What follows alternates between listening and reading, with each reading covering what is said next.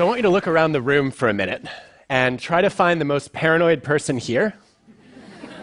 And then I want you to point at that person for me. Okay, don't actually do it. But as an organizational psychologist, I spend a lot of time in workplaces, and I find paranoia everywhere. Paranoia is caused by people that I call takers. Takers are self-serving in their interactions. It's all about what can you do for me. The opposite is a giver. It's somebody who approaches most interactions by asking, what can I do for you? And I wanted to give you a chance to think about your own style. We all have moments of giving and taking. Your style is just how you treat most of the people most of the time, your default. So I have a short test that you can take to figure out if you're more of a giver or a taker, and you can take it right now.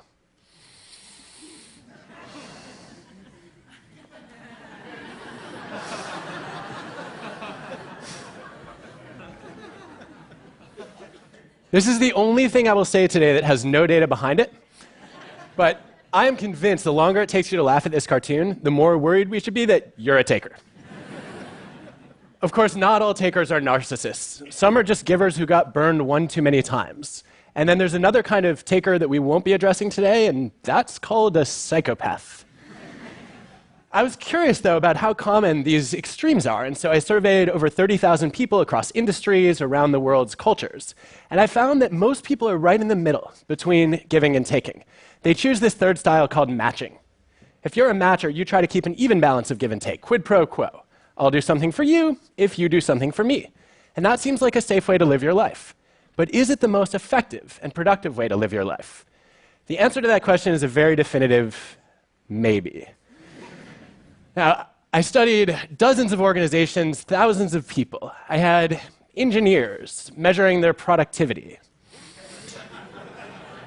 I looked at medical students' grades, even salespeople's revenue.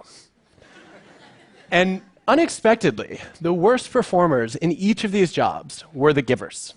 The engineers who got the least work done were the ones who did more favors than they got back. They were so busy doing other people's jobs, they literally ran out of time and energy to get their own work completed.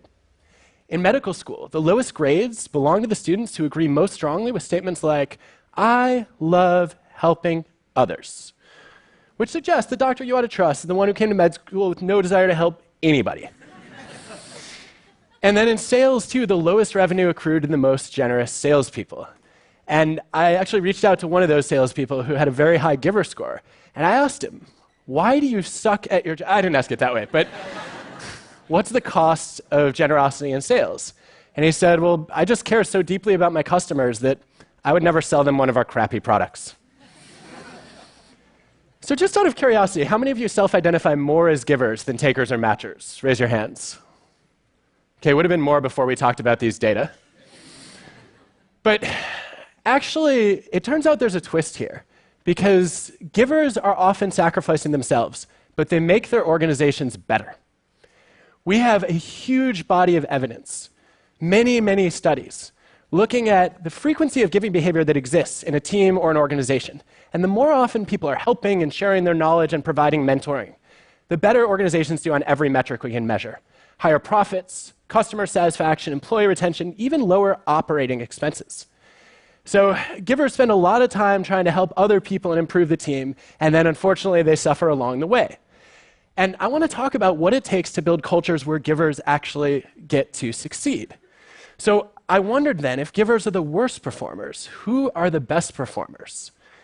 And let me start with the good news. It's not the takers. Takers tend to rise quickly but also fall quickly in most jobs. And they fall at the hands of matchers. If you're a matcher, you believe in an eye for an eye, a just world.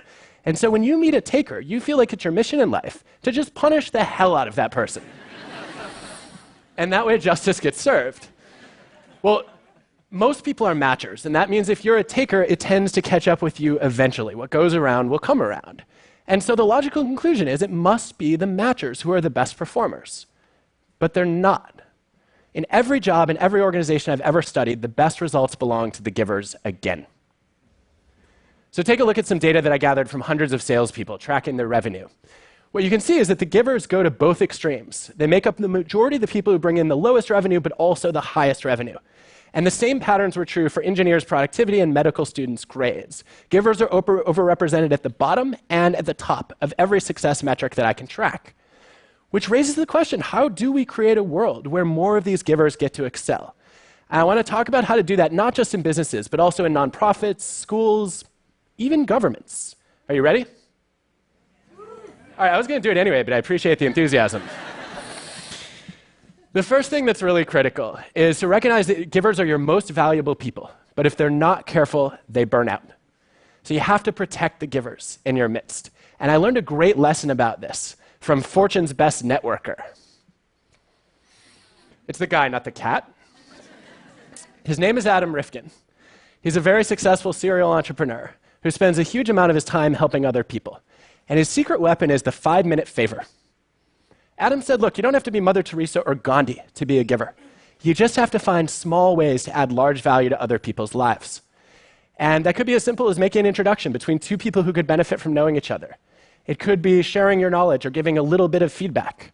Or it might be even something as basic as saying, you know, I'm going to try to figure out if I can recognize somebody whose work who has gone unnoticed. And those 5-minute favors are really critical to helping givers set boundaries and protect themselves. And the second thing that matters, if you want to build a culture where givers succeed, is you actually need a culture where help-seeking is the norm, where people ask a lot. This may hit a little too close to home for some of you. What you see with successful givers is they recognize that it's okay to be a receiver too. And if you run an organization, we can actually make this easier. We can make it easier for people to ask for help. A couple of colleagues and I studied hospitals, and we found that on certain floors, nurses did a lot of help-seeking, and on other floors, they did very little of it. And the factor that stood out on the floors where help-seeking was common, where it was the norm, was there was just one nurse whose sole job it was to help other nurses on the unit. And when that role was available, nurses said, oh, it's not embarrassing, it's not vulnerable to ask for help, it's actually encouraged. Now, help-seeking isn't important just for protecting the success and the well-being of givers. It's also critical to getting more people to act like givers. Because the data say that somewhere between 75 and 90% of all giving in organizations starts with a request. But a lot of people don't ask. They don't want to look incompetent. They don't know where to turn. They don't want to burden others. And yet, if nobody ever asked for help, you have a lot of frustrated givers in your organization who would love to step up and contribute if they only knew who could benefit and how. But I think the most important thing, if you want to build a culture of successful givers, is to be thoughtful about who you let onto your team. I figured you want a culture of productive generosity, you should hire a bunch of givers. But I was surprised to discover, actually, that that was not right. That the negative impact of a taker on a culture is usually double to triple the positive impact of a giver. Think about it this way. One bad apple can spoil a barrel, but one good egg just does not make a dozen. I don't know what that means. But I hope you do. No, let even one taker into a team, and you will see that the givers will stop helping. They'll say, I'm surrounded by a bunch of snakes and sharks, why should I contribute? Whereas if you let one giver into a team, you don't get an explosion of generosity. More often, people are like, great, that person can do all our work. So effective hiring and screening and team building is not about bringing in the givers. It's about weeding out the takers. And if you can do that well, you will be left with givers and matchers. The givers will be generous because they don't have to worry about the consequences. And the beauty of the matchers is that they follow the norm. So how do you catch a taker before it's too late? We're actually pretty bad at figuring out who's a taker, especially on first impressions. And there's a personality trait that throws us off. It's called agreeableness, one of the major dimensions of personality across cultures. Agreeable people are warm and friendly. They're nice. They're polite. You find a lot of them in Canada, where there was actually a national contest to come up with a new Canadian slogan and fill in the blank as Canadian as... And I thought the winning entry was going to be as Canadian as maple syrup or ice hockey. But no, Canadians voted for their new national slogan to be, I kid you not, as Canadian as possible under the circumstances. Now, for those of you who are highly agreeable or maybe slightly Canadian, you get this right away. How could I ever say I'm any one thing when I'm constantly adapting to try to please other people? Disagreeable people do less of it. They're more critical, skeptical, challenging, and far more likely than their peers to go to law school. That's not a joke, that's actually an empirical fact. So I always assumed that agreeable people were givers and disagreeable people were takers. But then I gathered the data, and I was stunned to find no correlation between those traits. Because it turns out that agreeableness, disagreeableness is your outer veneer. How pleasant is it to interact with you? Whereas giving and taking are more of your inner motives. What are your values? What are your intentions toward others?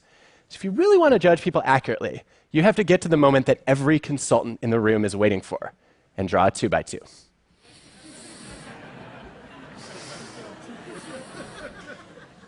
The agreeable givers are easy to spot. They say yes to everything. The disagreeable takers are also recognized quickly, although you might call them by a slightly different name. We forget about the other two combinations. There are disagreeable givers in our organizations. There are people who are gruff and tough on the surface, but underneath have others' best interests at heart. Or as an engineer put it, oh, disagreeable givers, like somebody with a bad user interface, but a great operating system. if that helps you. Disagreeable givers are the most undervalued people in our organizations because they're the ones who give the critical feedback that no one wants to hear, but everyone needs to hear. We need to do a much better job valuing these people as opposed to writing them off early and saying, kind of prickly, must be a selfish taker.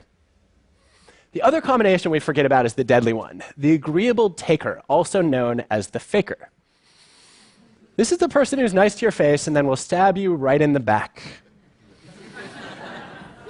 And my favorite way to catch these people in the interview process is to ask the question, can you give me the names of 4 people whose careers you have fundamentally improved?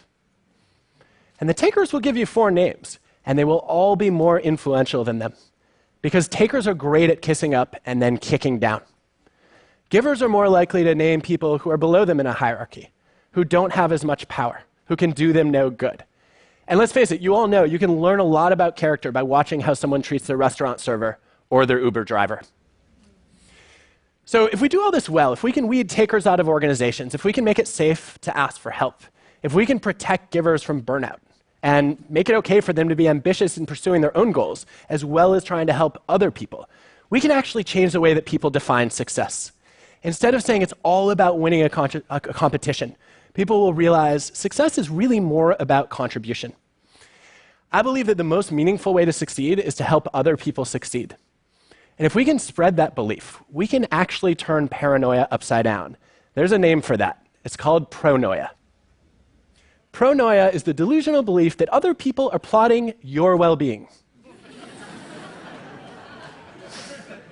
That they're going around behind your back and saying exceptionally glowing things about you.